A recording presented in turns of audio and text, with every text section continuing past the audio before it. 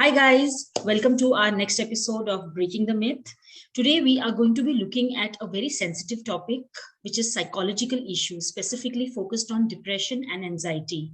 I'm Deepti, founder of Heal Clinic, which is a wellness platform. And today we have with us Kavita Freedom.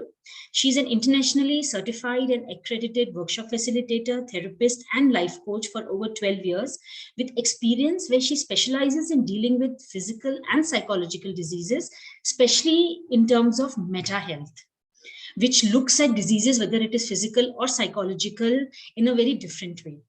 So let's hear from her. Let's start with hearing from her on what is the difference between depression, anxiety, and panic attacks, because that is something which a lot of us struggle with. So welcome, Kavita. Thank you so much, Dipti. And yes, very, very difficult topic, yet very interesting, because the way we are right now seeing the rise in depression, it is not even fun. Yeah.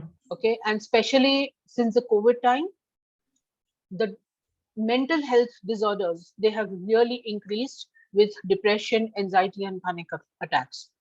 So the first thing that I will talk is about depression. In depression, majorly, there are no physical symptoms. Okay. It is more to do with your behavior, your attitude, the way you see life, the way you're conducting yourself. And that's why we put it under psychological disorder. Right. So when I say physical disorder, means I have a stomach pain, I have a headache, something is hurting, I am in pain. I can make out what is wrong with me. But when we are in a depression, we don't even know most of the time that we are in depression. Very true. Till you get to a doctor because something doesn't feel correct with you, something is not feeling okay with you, you don't know what is really happening with you, and you go to a doctor, and maybe then the doctor will tell you, I need to send you to a psychiatrist because I see symptoms of depression. And that's when you first time will realize that, oh, maybe even I have depression. Right, but many a times I find people dropping off at that stage, like because still there is, however, we may have progressed, but there is a taboo to going to therapy or going to a psychologist. So my simple question to all these people who are running away from their mental issues, the first thing is running away going to heal you? Definitely not. Right? The way when you have a headache, you go to a doctor to understand whether it is just a tension headache, whether it is related to your blood pressure, whether it is a migraine. And so the doctor diagnoses it and gives you the medication accordingly. So when we can do that for our body, why can't we do that for our mind? Because it's invisible, it's intangible. I mean, that's the general response that I get कि अपने I आप हो understand. जाएगा, ये सो जाओ थोड़ी Right. देर के लिए, life में आगे बढ़ लो. Yeah, you know, people start giving all these what do you say, self positive talks these days. Okay, move towards happiness, become happy, keep smiling, keep laughing. So I think our next episode has to be on the difference between actual positivity and toxic positivity. Yes. This is what I call, this is toxic positivity. Okay. It is like you are trying to paint a picture which is not there, which is not even possible for you. It's Yes. not just like, doing an affirmation that I don't value myself. So I will do an affirmation around like valuing myself, saying that I really love and accept myself. I value myself. I respect myself.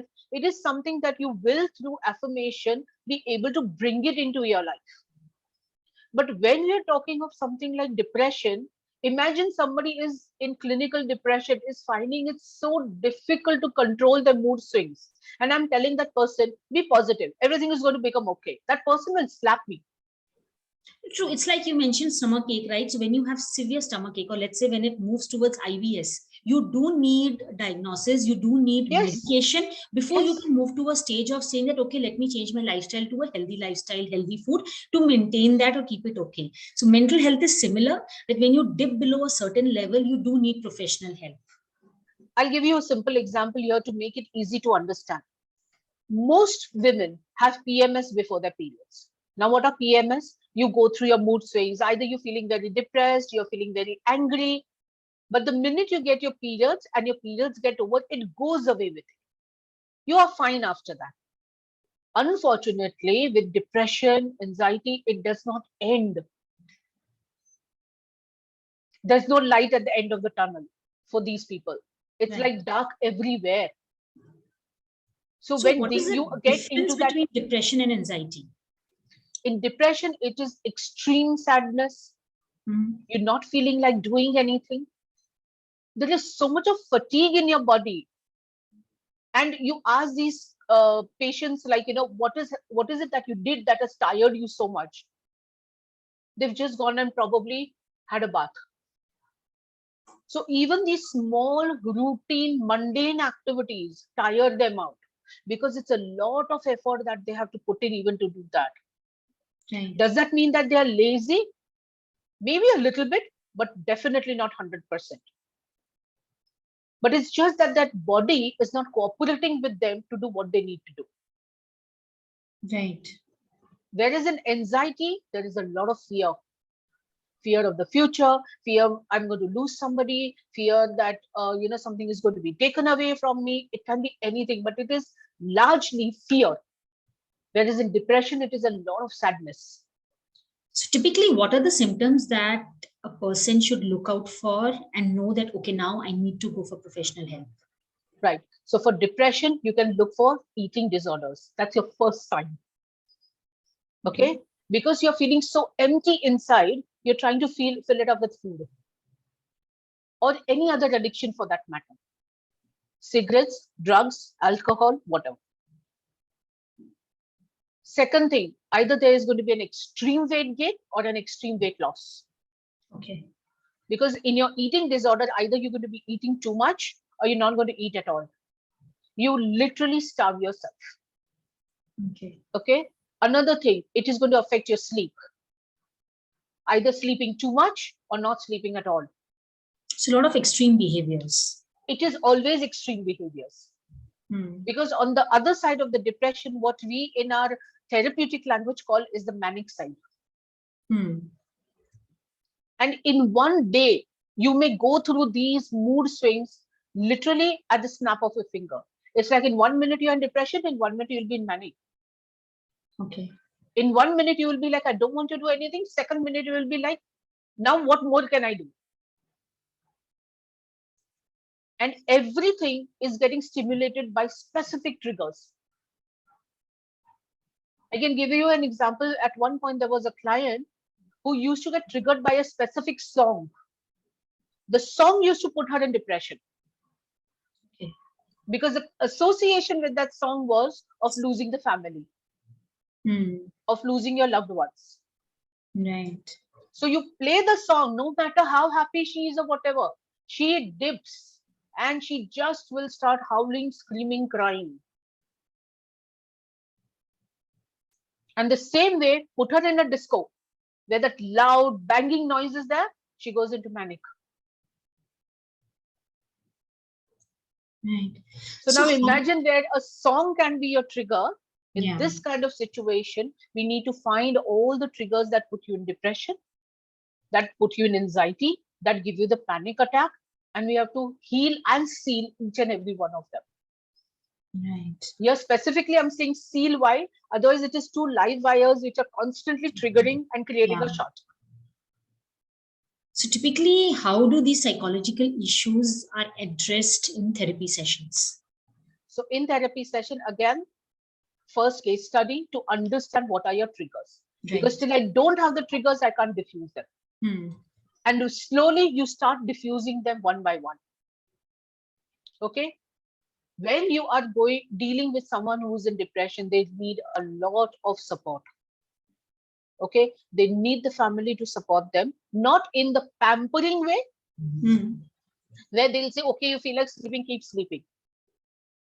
But making them understand that, okay, you've slept this much, now let's go for a walk. Right. Let's do this thing. Let's clean up something. Trying to bring them into the daily routine and a daily life with the family. Because otherwise, there are some of them who can sleep even for 18 hours a day, get up, go back to sleep. It's like you've shut yourself down. So what happens if depression is because of a relationship or an environment from which you cannot remove yourself? Then how does therapy work? What do you mean you in a relationship like? So let's say I am in depression because of my relationship with my spouse, the way it Okay. is. Now Okay. I come to you for therapy. We do, let's say, 8 to 10 therapy sessions. I'm fine. I have dealt with my therapy, but Yes. the end result is I still have to live with that person because separation is not an option for me. I'm sorry. Okay. So in that case, strategies have to be found by which you can live with this person also and still not get into depression. Okay. For example, let's say this person is constantly siding the mother, not siding the wife, because of which she could be going in depression. Right. I'm just giving Right. a very general Yeah. example. That is what happens normally in marriages, Yeah. right? Now she can't leave the husband, she has to stay with him, and maybe even the mother in law is there. What is the best thing that she can do in this scenario? So, first thing that she needs to do, she needs to drop that expectation that my husband has to side me. Okay. Because the whole thing is that expectation that you have to side me. If your mother is wrong, you have to, tell her something. Instead of that, if she drops this expectation and comes to this place that this is how it is, and now what can I do to not get into that hurt, into that anger, into that sadness, find ways over there, then she will not go back into depression. Right. So in therapy, you help them learn these Yes. strategies. The main thing about therapy is not just healing the past hurt, the sadness. It is finding, did you have a choice? Hmm. Can you look at this thing in another way? Because when you're in the middle of the storm, finding that choice is very Very difficult. difficult. It's only when you can step out of the storm, look at the storm, and then see, oh, there was a light over there. I just missed it. Hmm. And then when you get that understanding, you don't again create that whole scenario. Right. So generally, in your experience, what have you seen that what are the chances of a relapse post therapy? So the way I would like to work with any depression person, any anxiety, panic attack person is initially I need to see them once a week so that I can keep them on track and we clear out whatever triggers we have found out. Right. Once you are like 75-80% back on track, then slowly I need to wean you of the therapy so that you can become independent. Right. But the weaning has to be in a very systematic way so that in case the person needs the support, they have the support and they don't go back into a relapse. Okay. But relapse can also happen if at any point you have a self sabotage pattern Yeah. or there is a secondary gain of you remaining in depression. That is very common, And especially the victimhood, being in a that is where victim the state. complication starts actually. See, Hmm. if you're very clear, I want to get out of this, you will do whatever I tell you to do. I can support you, family supports you and everything. But then there comes a point which is what I call the decision making point, Hmm. where otherwise you will have a relapse. So at that point, you really need to be firm with yourself and be very clear. This is not where I want to be. I want to get out no matter what. And Right. I'm willing to do for it no matter what. Then the relapse won't happen.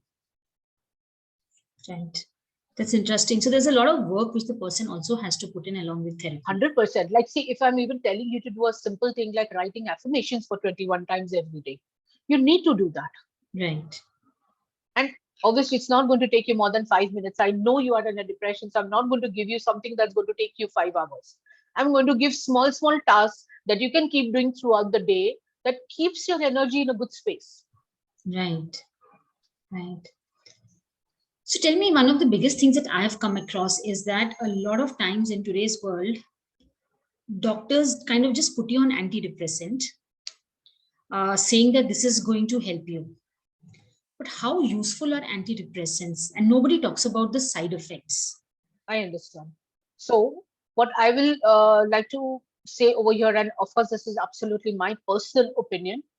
In certain cases, medicine is required, especially when the depression has reached that level where the person is not even taking care of their day to day hygiene, Hmm. like, going for a bath, brushing the teeth, combing their hair, and like for 4 days, they've just been on the bed. So in these kind of cases, yes, medication is going to be required for the person to at least get moving. Mm-hmm. But I would really love it if the doctors could tell the caretakers of this person that what are going to be the side effects. Because we are looking as a side effect of severe weight gain, nausea, vomiting, and then what happens is the depression is lifted up because you take the medicine. But when the effect of the medicine goes, the depression goes deeper. So the family needs to know how to handle all this, because otherwise, with the anyways the taboo that is there with the psychological disorders and the way certain parents are, the first thing they're going to tell whoever it is, like, you just become lazy. Yeah, no, I totally agree. In fact, adding on to what Kavita said, I think each one of us have a right to ask the doctors for the side effects of medicines, not just this, 100%. any medication that you take, even if you're taking a crocin or an antibiotic has been prescribed to you, please ask your doctor what are the side effects. And in my personal opinion, the doctors have an obligation to inform us about the side effects. And I think why this is necessary, because somewhere it does help us to prepare ourselves, like mentally, emotionally, physically, for it, and know that if there are any additional steps which we need to take and we're not taken off guard, like ab ye kya ho gaya hai. Exactly, that's exactly what I said. Then the family can prepare themselves for that side effect. Like if they know that this medicine is going to create a lot of irritation in the person, so then when that person is getting irritated, they will also not lose their calm. Yeah. Or for some reason that medicine is creating a lot of nausea and vomiting, you will not again go and add another medicine to remove the nausea and vomiting. So being aware of the side effects of the medicines that you all are taking is very important. Be aware of it and do whatever is necessary so that you can handle it in a better manner. Yeah, no, sometimes it's very simple things. Like when I was pregnant, I was prescribed iron tablets. Everybody's prescribed, but when I would have, I would vomit because it didn't sit well with me. Yeah. So when I asked the doctor, then the doctor said, yeah, sometimes it happens. So then what I did, I started changing my timing to see that when does it best suit me, because I knew this is a side effect of the iron tablet and not like, I'm vomiting for some other reason. And in a 2-week period, I realized that if I have it just before sleeping, I'm totally fine. Yeah. So you found the right time so that, the body is able to take that medication in a better way. Because I realized that this vomiting was because of the tablet. If I hadn't realized, then I would have continued vomiting. So that is why knowing side effects is extremely important, so you can figure out how to deal with that side effect. And see, the difference is, Dipti, you were pretty aware of what was happening with you. Where depression is concerned, they are not even aware of what they are doing or what is happening to them. Right. So the family goes into an added burden because they have to really be aware with that person that, okay, did she do this? Because of it, this happened. Because even to inform the therapist or the doctor, what are they going to say? They need to know what is happening in their space. I think caretaker's role becomes very important because, especially in India, a caretaker is not given that importance or not given all the facts of what is happening around the patient. Yes. And a lot of times I have seen the caretakers going into depression. Yes, of course. Because as a caretaker, you have changed your entire life. You are totally emotionally invested in that person, and you do not get the required care because you are busy taking care of other people. Absolutely. So again, from a personal example, I would say, because I've been a caretaker to someone for 10 years, it is important that you take care of your mental and emotional health, even if it means going to therapy once a month, because you need that space. I mean, it's a very, I really don't understand why people are so afraid of, taking therapy. What is the worst that is going to happen in therapy? 100% there is no side effect to a therapy, the way it is with medication. No, it is not. And I'm telling you, when I started going and seeing a therapist, it really helped me to get a perspective on my role. Secondly, it helped me to be in a space which was very non-judgmental in terms of how I am taking care and what I am going through. Because when you're a caretaker, the biggest thing that kills you is guilt. Yes. And well, in our country, at least people love putting guilt on us. You have to be the perfect mother, you have to be the perfect housemaker, you have to be the perfect person at work. Everywhere we have to be perfect. And I think it is absolutely rubbish, because that need to be perfect kills you. Yeah. So a If the poor request to mother has every, forgotten to give the medicine once, forget the guilt that she goes in, the remaining people, the guilt that they will give you. yes. It just puts you in so much of overwhelm. So no wonder the caretakers are also going into depression. No, definitely. And I mean, that's a sincere request here that whether you are, at an early stage of an illness or just diagnosed with an illness or you are a caretaker, please go for therapy and check if it can be sorted out without medicines. Because remember that there is no medicine which does not have a side effect. And you have a right, as you have a right to go to a doctor for physical illness, similarly, you have a right to go for therapy when you're going through so-called mental issues, if they are severe, even if they're undiagnosed, if you're going through something in your life, believe me, you do need a space where you can talk about it, where you can get some form of healing or therapy. And I would rather say, look at your therapist as your best friend. It is that space where you can go and talk about anything and Yeah. everything without anybody judging you, giving you advice when you don't want it, blaming you. Nothing of that happens. It's like two adults sitting and talking and trying to find a solution. Yes, perfectly put.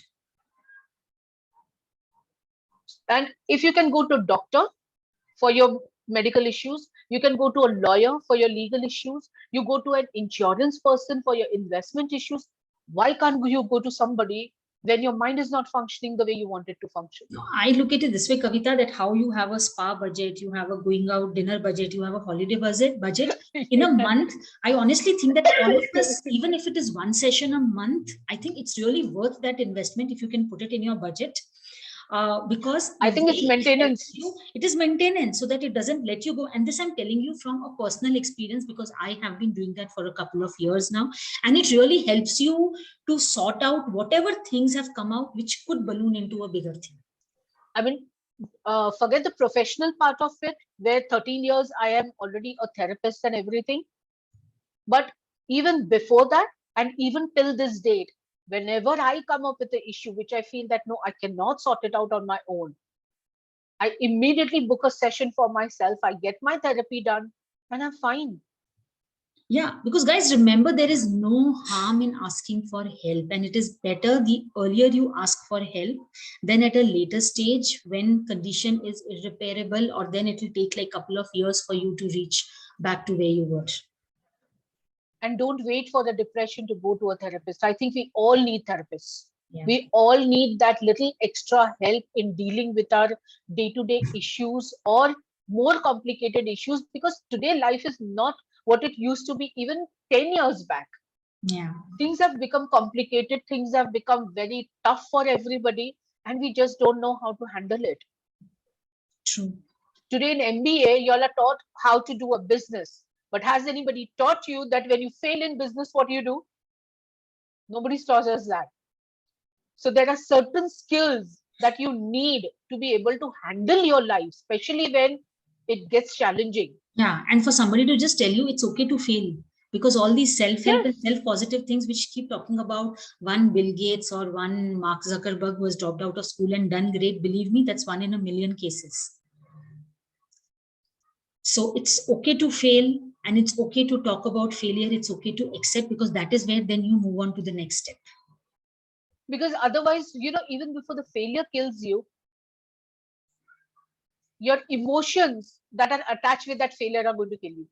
I'll just add one more thing to it before we end it is, and that is why I say that there is nothing like a negative or a positive emotion, because the other thing that I'm seeing crazily in this self-motivation, self-help books is like, ignore your negative emotions. Just focus on being positive, focus on being positive. No, if you're feeling angry, you're feeling hurt, you're feeling sad, you need to accept those emotions. You need to process those emotions, because if you don't, believe me, they are being stored in your energetic and your physical body somewhere, which if not now, sometime in the future will come out or manifest itself as a physical ailment.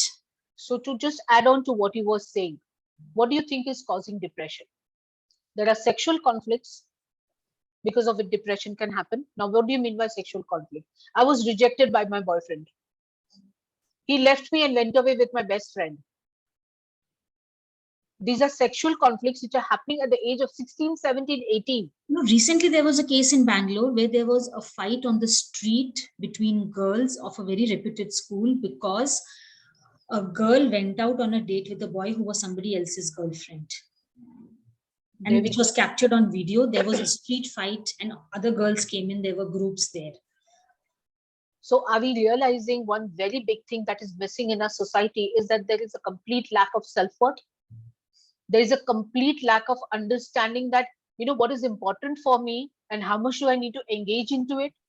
Yes. Another thing that, people today are going into depression is the territorial conflicts. What do we mean by territorial conflict? Job goes, people are in depression. Boss ne daant diya, people are in depression. We've become oversensitive to situations and tolerance is just going down.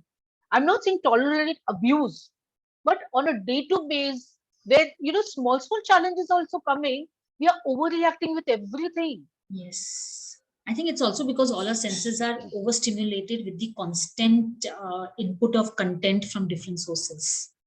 Well, social media is to be blamed for that. Yeah, so we're always in an overstimulated state. We are overstimulated, and plus we are not taking care of our emotions. Yes. Now, if today you tell me that anger is a negative emotion, I also need to say over here, a certain amount of anger is important. It is positive because otherwise people are going to take me for a ride. I'm going to become a doormat. Yeah. It's about how you process that anger and how you use that anger is what is, and that is where a therapist comes in to help you. Everything needs to be in balance. Yeah. So a last request to everybody who's hearing that, please take help of a therapist if you feel that there is something that is not in balance with your life. Don't wait for things to go extreme. Thank you so much for listening to us. Thank you, Kavita. Thank you.